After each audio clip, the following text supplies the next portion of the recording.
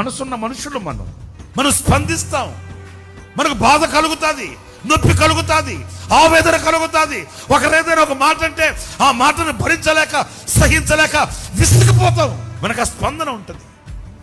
ఆ స్పందించే ఆ హృదయం ఎలా ఉండాలని వాక్యం చెప్తుందంటే నిందారహితంగా ఉండాలంట.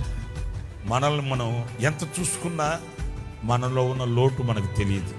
మనము ఎంతగా మనం పరిశీలించుకున్నా మనం దేవుని ఎదుట ఎంత కొదువ కలిగి ఉన్నా మనకు తెలియదు. ఒకని మార్గము వాని దృష్టికి యథార్థంగా కనిపిస్తుంది.